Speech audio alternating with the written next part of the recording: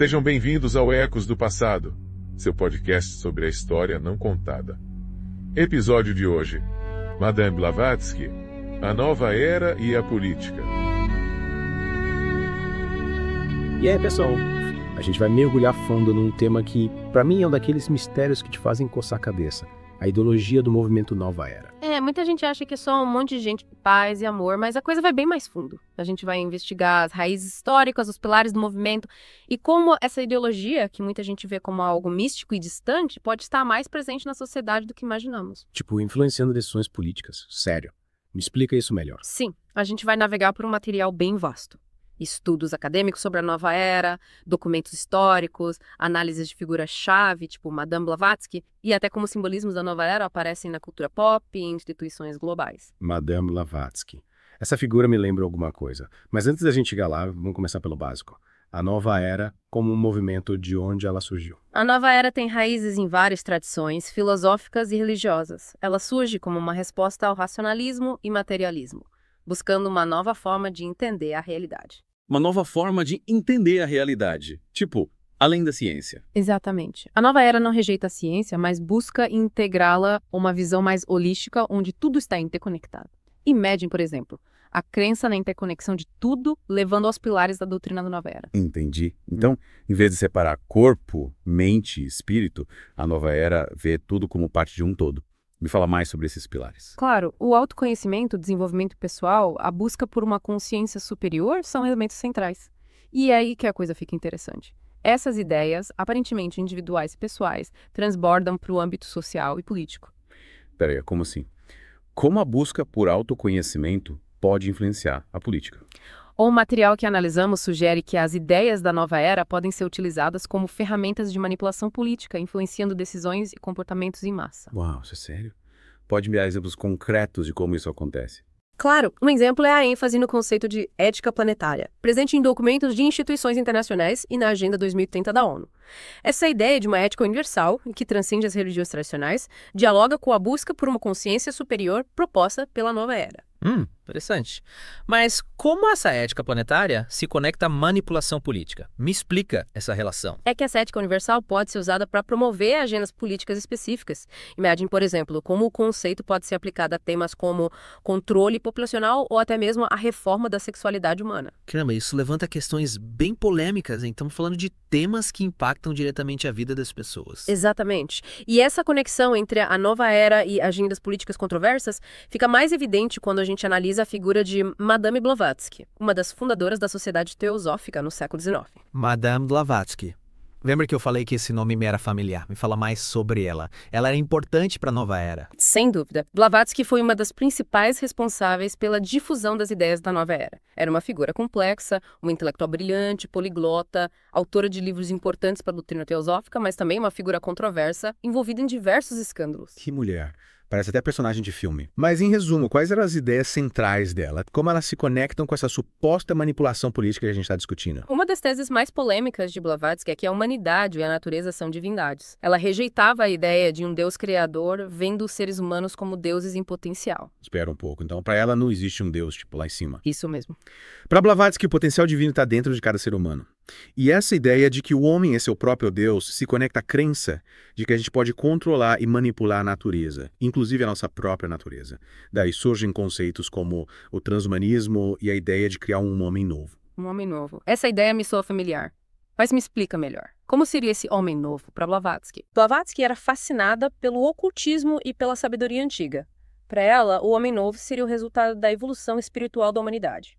Um ser superior, andrógeno, que teria transcendido as dualidades e limitações do homem atual. Caramba, parece até ficção científica.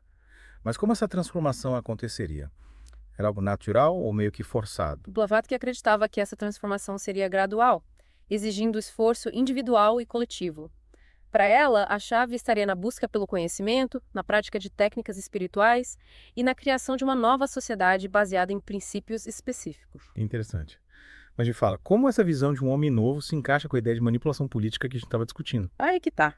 A busca por esse homem novo pode abrir espaço para ideologias perigosas que tentam moldar a sociedade de acordo com seus próprios ideais.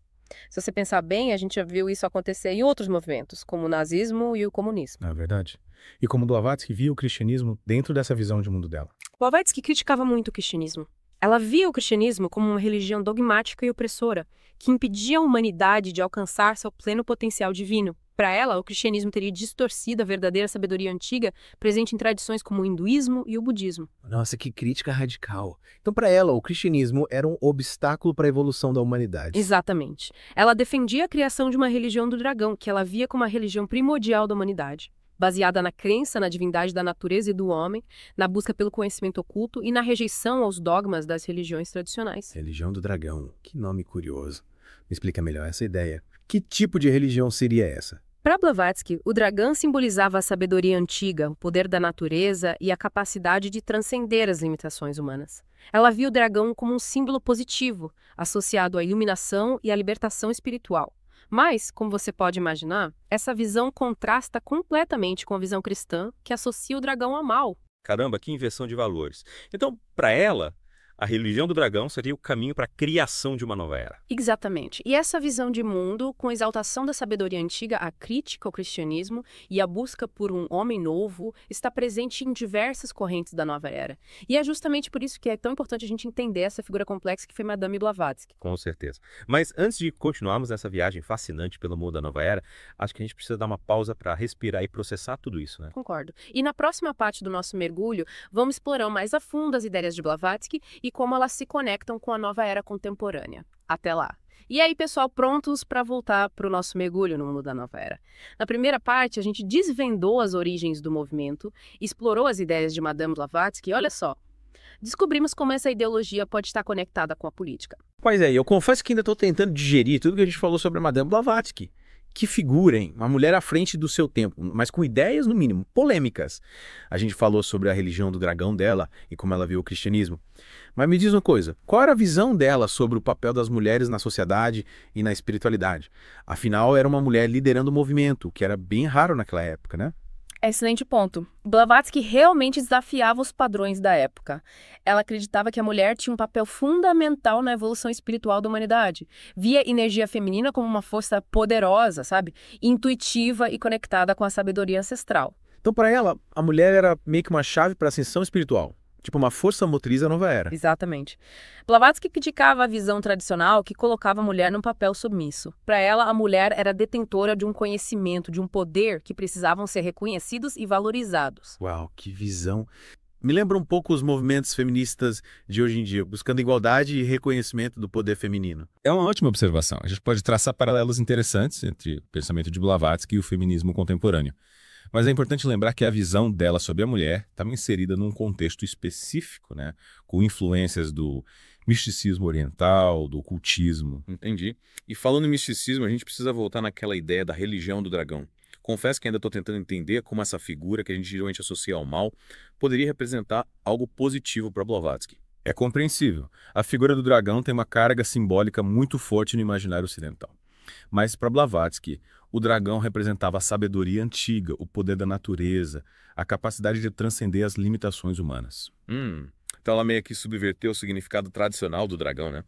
Mas me fala uma coisa, qual a relação dessa religião do dragão com a nova era? A religião do dragão era a base da visão de mundo de Blavatsky, uma espécie de síntese de todas as tradições espirituais da humanidade. E essa visão influenciou diretamente a nova era, que herdou dela a busca por uma espiritualidade sem dogmas, a valorização da sabedoria antiga, a crença na divindade inerente a cada ser humano. Nossa, que influência poderosa. E pensando no contexto atual, como essa religião do dragão, com essa figura tão mística, se conecta com a nova era contemporânea. É claro que a nova era de hoje se manifesta de formas diversas, mas a gente pode encontrar ecos da religião do dragão em algumas correntes. Por exemplo, a valorização da natureza, presente em movimentos ecológicos, e a busca por uma espiritualidade individualizada, sem intermediários, dialogam com as ideias de Blavatsky. Faz sentido. E pensando na figura de Blavatsky, além da religião do dragão, teve outra ideia dela que me deixou bastante curioso. A tal da Era de Aquário. O que seria exatamente essa Era de Aquário? E qual a relação com a nova era? Ótima pergunta. A Era de Aquário é um conceito astrológico que representa Para os esotéricos, um período de paz, harmonia, fraternidade, desenvolvimento espiritual. Para quem defende a nova era, a entrada da humanidade na era de Aquário marcaria o início de uma nova era de ouro, onde guerras, desigualdades e sofrimentos seriam superados. Oh, que sonho. Seria tipo um paraíso na Terra. Exatamente. É uma visão utópica que promete uma transformação radical da humanidade e da sociedade. Mas como a gente já viu, essa visão otimista muitas vezes mascara ideias controversas, como a manipulação política e o controle social, em nome da evolução da espécie humana. É verdade. Essa nova era parece ser uma caixinha de surpresas. E pensando na Blavatsky, ela acreditava que a gente já estaria vivendo nessa era de Aquário. Tipo, que ela já teria começado. Blavatsky acreditava que a era de Aquário estava próxima, que a humanidade já caminhava em direção a essa nova era. Mas para ela, essa transição não seria fácil. Envolveria crises, conflitos e transformações profundas. Entendeu? Então, para ela, essa mudança para a era de Aquário seria tipo um parto. Doloroso, mas necessário para o nascimento de uma nova era. É uma ótima analogia. E é importante lembrar que a visão de Blavatsky sobre a Era de Aquário era influenciada pela crença dela na evolução espiritual da humanidade. Para ela, a Era de Aquário seria o ápice dessa evolução, a culminação de um longo processo de aperfeiçoamento. Nossa, que visão grandiosa. Me sinto até um pouco pequena diante de tanta coisa. Mas, voltando à realidade, como a gente pode identificar a influência da Era de Aquário no mundo de hoje? A Era de Aquário é um conceito muito presente na nova era contemporânea. A gente pode ver essa influência em diversas áreas, como a música, a arte, a moda e até mesmo em movimentos sociais que buscam a transformação da sociedade. Então, mesmo sem saber, a gente pode estar sendo influenciado por essa ideia da Era de Aquário. Exatamente. A Era de Aquário se tornou um símbolo poderoso, né? Um ideal que inspira muitas pessoas a buscar um futuro melhor, mais justo e harmonioso. E como a gente já viu, essa busca pode ter consequências positivas e negativas. Parece que a nova era é um terreno complexo, cheio de nuances e contradições. Mas antes da gente se perder nesse labirinto de ideias, acho que a gente precisa fazer uma pausa para respirar. Concordo. E na próxima parte do nosso mergulho, vamos analisar como a nova era se manifesta no mundo contemporâneo, explorando suas diferentes vertentes, suas contradições, seus impactos em nossas vidas. Até lá. E aí, pessoal, de volta para a última parte do nosso mergulho na nova era. A gente já desvendou as origens do movimento, explorou as ideias, digamos, excêntricas da Madame Blavatsky e até viajou no tempo com a Era de Aquário. Mas agora, vamos aterrissar no presente, como a nova era se manifesta no nosso dia a dia. Isso aí. Chegou a hora da gente entender como a nova era se manifesta no nosso dia a dia. A gente vai desmistificar essa ideia de que é algo distante, sabe? Restrito a grupos esotéricos. Se preparem para se surpreender, porque a nova era está mais presente do que a gente imagina. Sério. Tipo, onde? Me dá uns exemplos práticos. Olha só, lembre que a gente falou da popularização de práticas esotéricas. Astrologia, tarô, reiki, yoga, meditação, ela também é alta. E muita gente busca essas práticas em busca de autoconhecimento e bem-estar. Verdade, eu mesmo adoro ler meu horóscopo de vez em quando. Mas qual o problema em buscar esse tipo de conhecimento? O problema não está nas práticas em si, mas na forma como elas são, às vezes, interpretadas. Muitas vezes a gente acaba consumindo essas práticas de forma superficial, sem entender a profundidade, o contexto histórico. Entendi. É como se a gente pegasse só a casquinha da coisa sem se aprofundar de verdade. Exatamente. E essa superficialidade, esse consumo rápido de conhecimento é um reflexo da nova era contemporânea. A gente busca soluções rápidas para problemas complexos, uma espiritualidade sem esforço, individualista e, muitas vezes, descompromissada. E como essa visão individualista se conecta com a ideia da nova ordem mundial? Lembra que a gente falou sobre isso lá no começo? Pois é. A nova era, apesar de pregar a liberdade individual, também propõe a criação de uma sociedade globalizada, harmônica e sustentável, onde as diferenças culturais seriam diluídas em nome de um bem comum planetário. E essa ideia, por mais bonita que pareça, pode ter um lado obscuro. Tipo uma padronização global. Todo mundo pensando e agindo da mesma forma. Meio assustador, né? Exatamente. A nova ordem mundial, como idealizada por algumas correntes da nova era, pode acabar se tornando um sistema de controle global, onde as liberdades individuais seriam sacrificadas em nome da harmonia. Caramba, essa nova era é cheia de paradoxos, né? Defende a liberdade individual, mas propõe um sistema que pode limitar essa liberdade. E como a gente se protege disso? Como a gente garante que a nova era não se torne uma nova era de opressão? A chave para se proteger é o bom e velho senso crítico. A gente precisa questionar as informações que recebe, buscar diferentes perspectivas e, principalmente, fortalecer nossos próprios valores e princípios. Não podemos deixar que a nova era nos dite como pensar e agir. Mandou bem! A gente precisa ser protagonista das nossas escolhas e não se deixar levar por promessas fáceis ou ideologias prontas. Essa conversa toda me fez pensar. A nova era, no fundo, é como um espelho. Ela reflete os anseios e as contradições da nossa sociedade.